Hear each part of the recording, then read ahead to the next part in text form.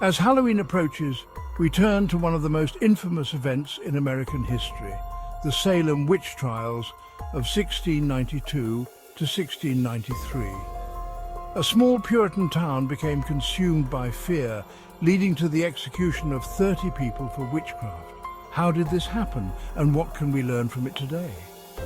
The trials began after a few local women in Salem village were accused of witchcraft by 4 young girls, Betty Paris, Abigail Williams, Ann Putnam Jr., and Elizabeth Hubbard.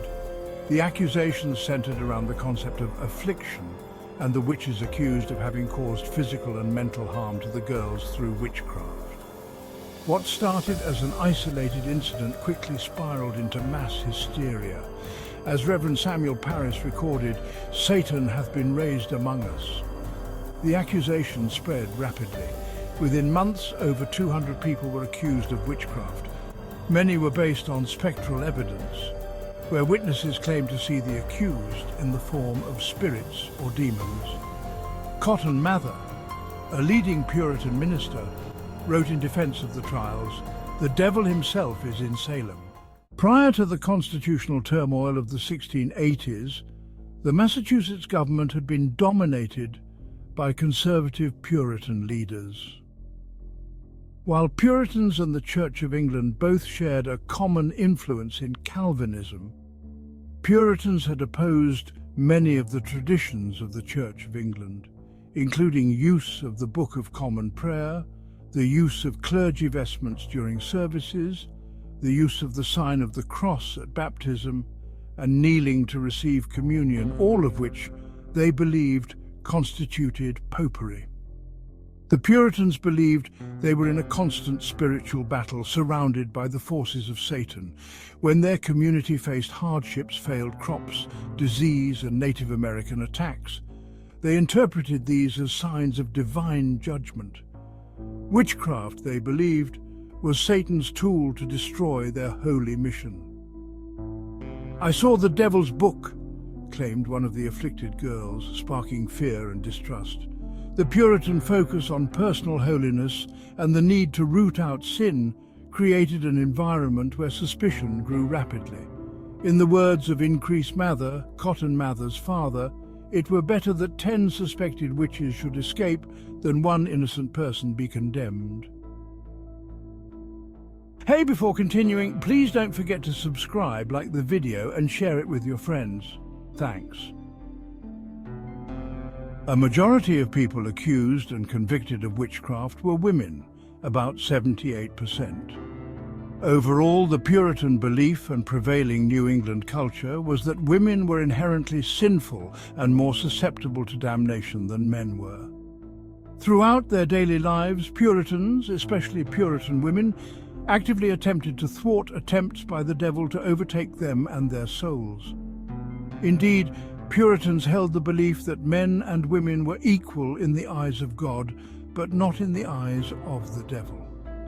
Women's souls were seen as unprotected in their so-called weak and vulnerable bodies. A very particular case was that of a woman called Tituba, an enslaved South American Kalina woman from the West Indies, likely became a target because of her ethnic differences from most of the other villagers. She was accused of attracting girls like Abigail Williams and Betty Paris with stories of enchantment from Malleus Maleficarum. The earliest recorded witchcraft execution was that of Alce Young in 1647 in Hartford, Connecticut, the start of the Connecticut witch trials, which lasted until 1663. Many began to question the validity of spectral evidence and the reliability of the accusers. Reverend John Hale, who initially supported the trials, later expressed regret. "I was carried along with the delusion of the times." His words echo the deep regret many in Salem felt as they witnessed the growing injustice. The trials came to an end when Governor William Phips intervened, halting the court proceedings in 1693. He declared that spectral evidence was no longer valid, leading to the release of many prisoners. In the aftermath, Phipps called for a day of fasting and reflection, acknowledging the grave mistakes that had been made. Nowadays, the cause of the symptoms of those who claimed affliction continues to be a subject of interest. Various medical and psychological explanations for the observed symptoms have been explored by researchers, including psychological hysteria in response to Indian attacks, convulsive ergotism caused by eating rye bread made from grain infected by the fungus Claviceps purpurea, a natural substance from which LSD is derived, an epidemic of bird-borne encephalitis lethargica and sleep paralysis to explain the nocturnal attacks alleged by some of the accusers, among other theories. The episode is one of colonial America's most notorious cases of mass hysteria. It was not unique, but a colonial manifestation of the much broader phenomenon of witch trials in the early modern period, which took the lives of tens of thousands in Europe. In America, Salem's events have been used in political rhetoric and popular literature as a vivid cautionary tale about the dangers of isolation, religious extremism, false accusations, and lapses in due process. Now, it's your turn to participate.